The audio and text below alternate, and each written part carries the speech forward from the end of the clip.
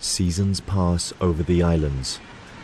Birds migrate for the winters and return here to roost in the summers.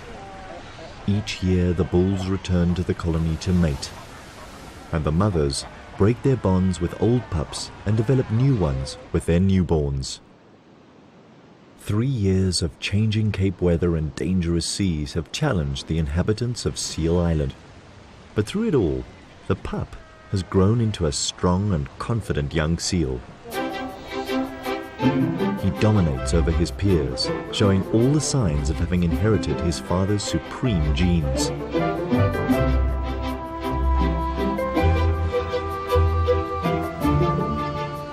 And after asserting his superiority, it's time for a workout in the sea.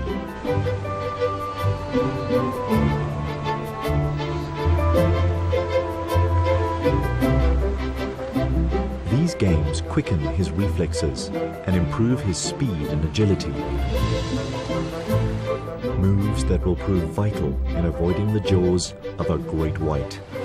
All skills needed for a fine-tuned hunting ability.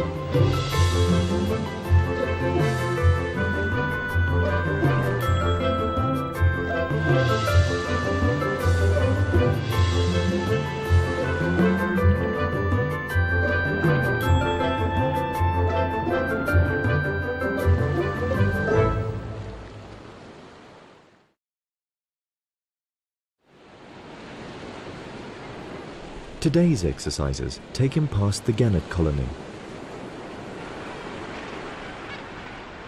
It's February and the fledglings are learning to fly. But perfecting the laws of aviation is no easy feat.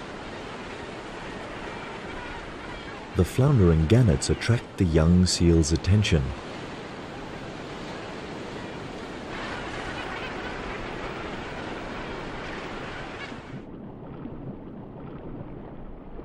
At this age, he's up for any game.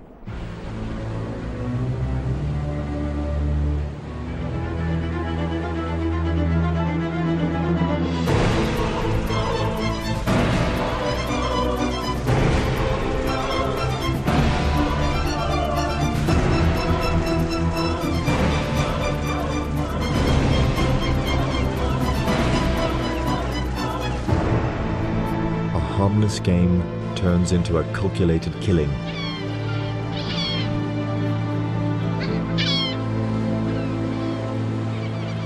He only eats the soft belly and leaves the rest to the scavengers of the sea.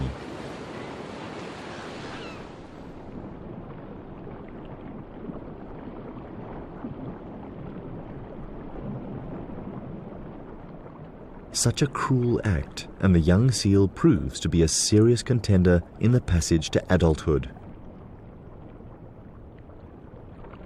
Now he is ready to leave the colony for his life's adventures.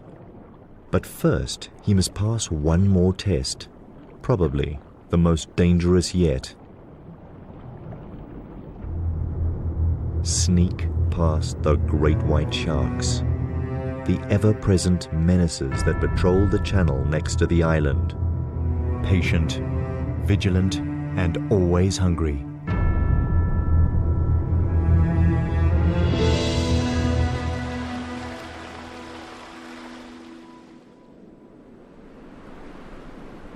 The autumn winds blow in from the cold south.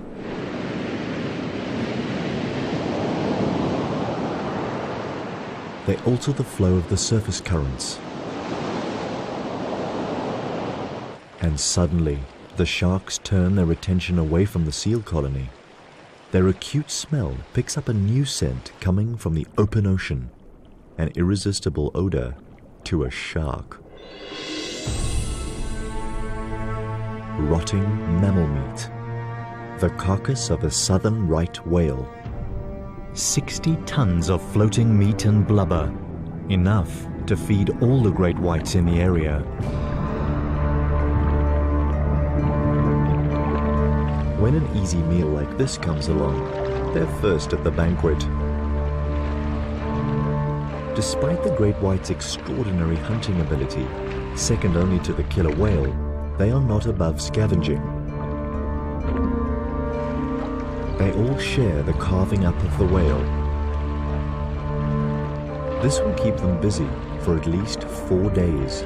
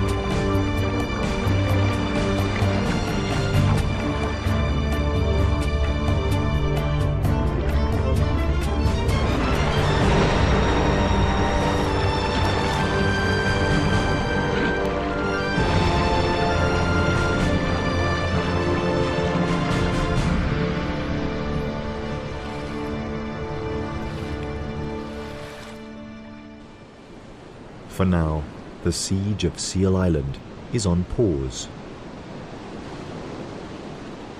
And seeing their chance to sneak past unnoticed, the young male and his peers make a dash for the open sea.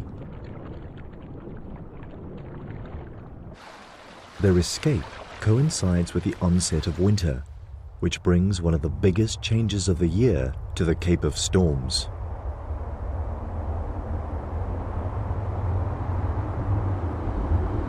From the south, powerful weather fronts pound the land and rearrange the currents. A stream of cold water carrying a fresh supply of nutrients is pushed to the surface and up South Africa's eastern coast.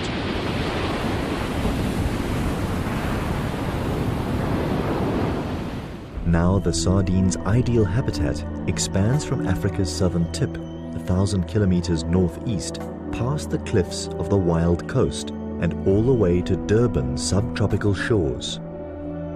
This is the winter countercurrent that lures 2-year-old sardines to begin one of nature's most impressive marathons, a mass migration of millions upon millions of fish. But in their quest to reach these alluring feeding grounds, they leave behind a trail of body fluids, an invisible oil slick with a powerful smell. An appetizing aroma for those who find the sardines a trophy worth pursuing.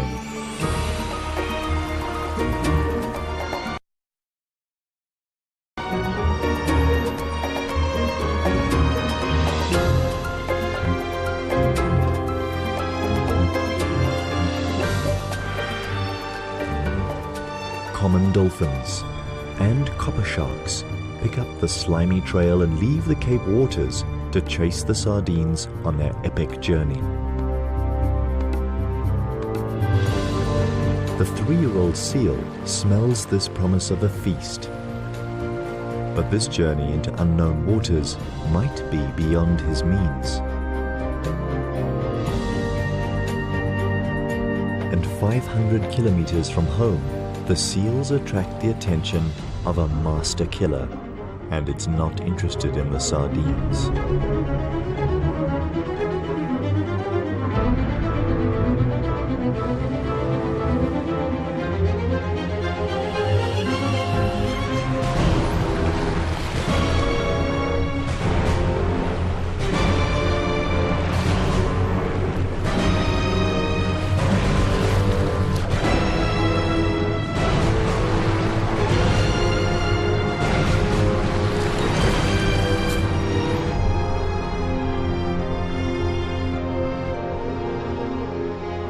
The 3-year-old seal gets away with a minor scrape and takes refuge with his peers on the reef below.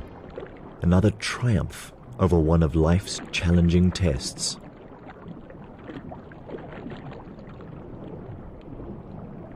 Now he keeps a low profile, but the longer he waits here, the greater the distance between him and the traveling sardines. Even gannets that left the Cape to follow the same silver shoals now overtake the seal.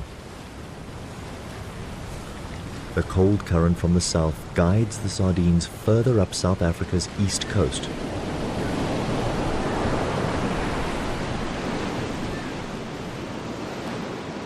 And 800 kilometers from their home waters, the underwater continental shelf narrows to 6 kilometers from the shores of the wild coast. This forces the cold current from the south closer to land. The sardines have no choice but to squeeze tighter together. Now the million-strong schools form well-defined shoals and clear targets for the predators. This is where the sardines enter hostile territory. To keep alive, they must outrun their hunters.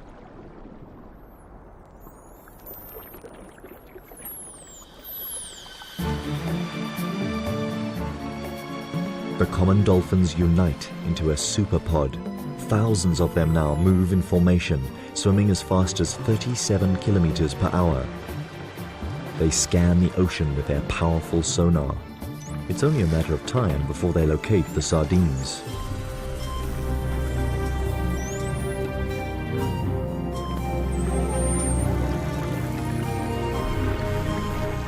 Immediately, the little fish employ their best defense tactic: form an enormous mass that constantly changes shape, size, and direction, designed to confuse and elude the attackers. But the dolphins are too smart for that. They separate a section of the huge shoal and round them up into a swirling mass called a bait ball. The dolphins let the rest of the mother load swim away.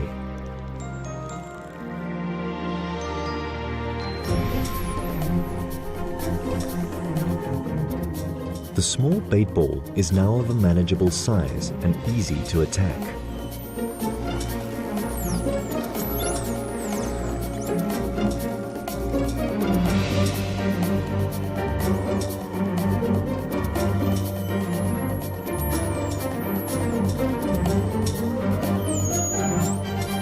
By the time the dolphins have prepared the banquet, the copper sharks arrive to share the feast.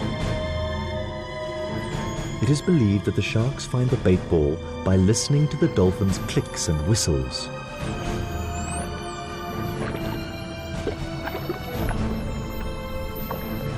Disregarding their mammal counterparts, they plunge in immediately. Eventually, the relentless attackers drive the bait ball against the surface of the sea.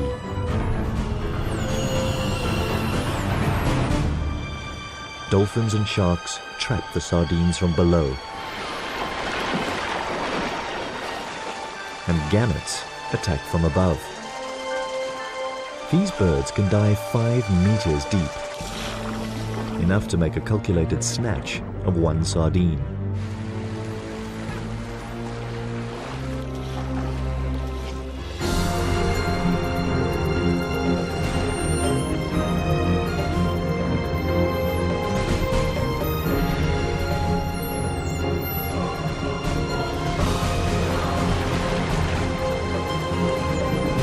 What started as an organized dolphin operation turns into a confused feeding frenzy.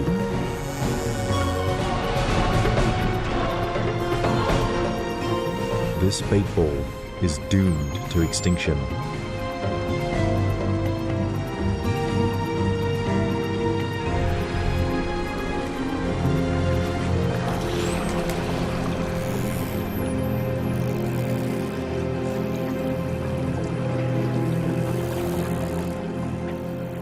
Eventually, all that is left is a gang of predators hungry for more. That was just enough to arouse their hunter lust. They resume their pursuit of the motherlode of sardines. The dolphins take the lead.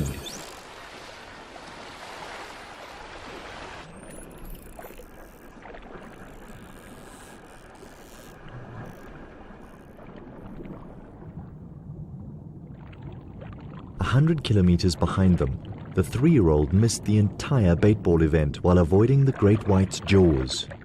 But he survived and is on the move again. If he swims fast enough, he'll catch up with the action.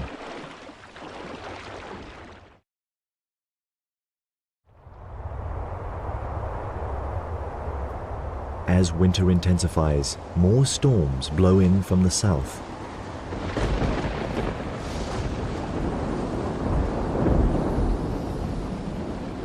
An inconvenience for the seals. They're not fond of heavy seas. But the seal's nightmare is the sardine's blessing. The weather fronts replenish the cool, nutrient-rich current, the fuel that drives the billion-strong migration further up the coast. Now the sardines must tighten their ranks some more as the countercurrent squeezes into an even thinner strip. Here, the tiny fish are forced through a crush bordered on one side by the cliffs that mark the northern boundary of the wild coast, and on the other side by the warm south-flowing Agulhas current, too warm for the sardines to bear. This current brings new players into the fray. Bottlenose dolphins are larger and slower moving than their common cousins, but just as artful. Now the enormous schools of sardines are tracked down by 2 different sets of sonar.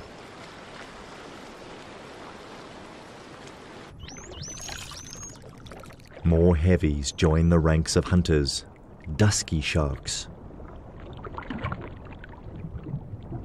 The waters are getting crowded.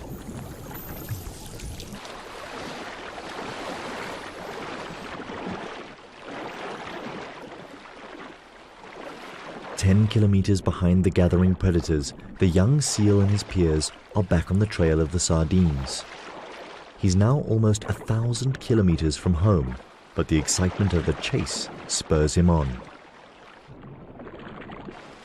To pinpoint the action, he looks out for circling gannets. From the air, the bait ball organized by the dolphins is unmistakable.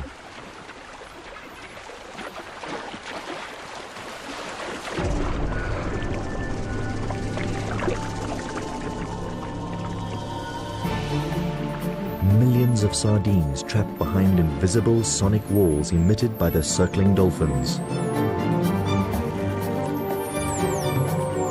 Common and bottlenose dolphins work together.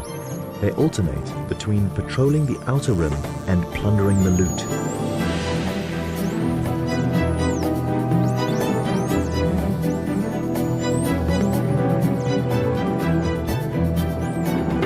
And now the sharks come in to feed.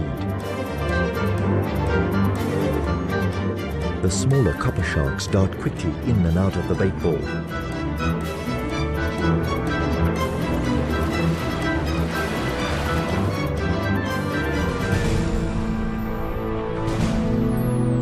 The larger and heavier dusky sharks make more calculated attacks and take larger mouthfuls.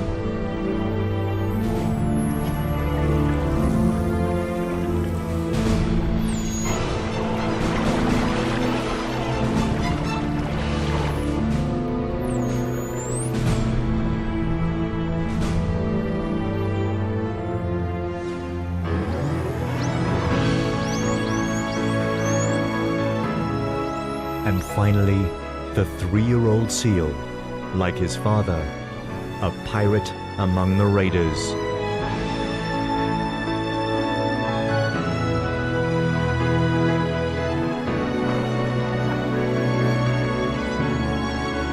But while he's in the thick of it all, he cannot see the other predators approaching from the outside. And a 3-meter dusky shark could easily snap him up for food. Now, more than ever, the young seal is playing with his life.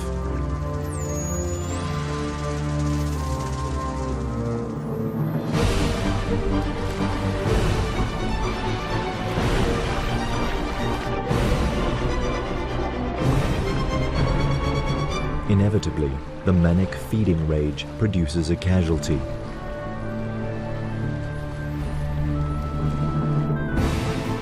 Below, the predators continue their relentless attack. This is a spectacular underwater assembly of predators united to decimate the ranks of the enormous bait ball. A brigade of 1,000 dolphins, the masterminds behind it all. A battalion of over 200 sharks that take advantage of the dolphins' clever work. Mobbed from the air by hundreds of gannets.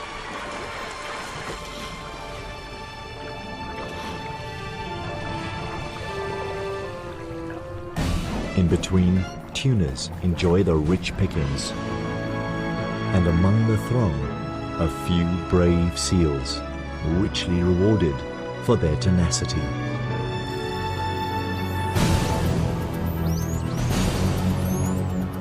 For the hunters, there is no better feast, a unique feast that only occurs once a year, here in the waters of the wild coast.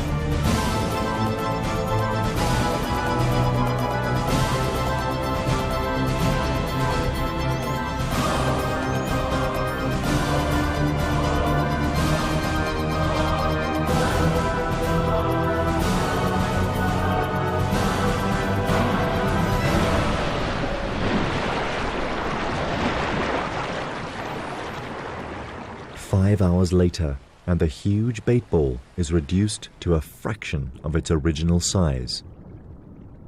The dolphins give up their sonic siege, allowing the surviving sardines to escape. These join up with the tail end of the mother load that made it through the treacherous gauntlet of the wild coast, and they all dive into the depths offshore. It's now the beginning of summer, and the surface of the water, warmed by the African sun, becomes an unbearable bath for the sardines. From here, their movements puzzle scientists despite attempts to follow their course. The sardines are so small and the ocean is so vast that they are incredibly difficult to follow. The general consensus is that these fish stay in the depths off Durban, and around November, they begin to migrate back towards the Cape. But this is all speculation, and their homebound voyage remains a mystery.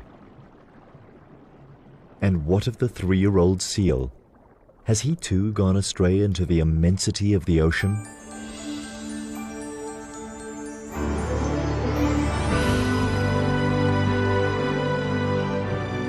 During his short life, he completed a dangerous mission, but now he needs to accomplish a more important voyage, the one to adulthood.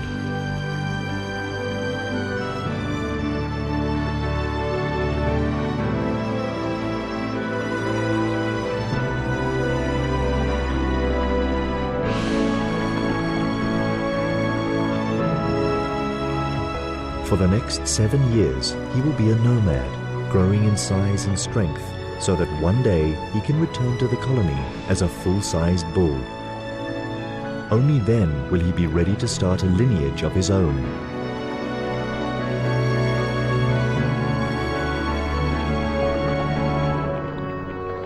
And in this world, breeding is the supreme purpose of nature. A plain yet effective concept when used in the context of tiny fish such as sardines. Too simple to outsmart their hunters, but so fertile that they outbreed them.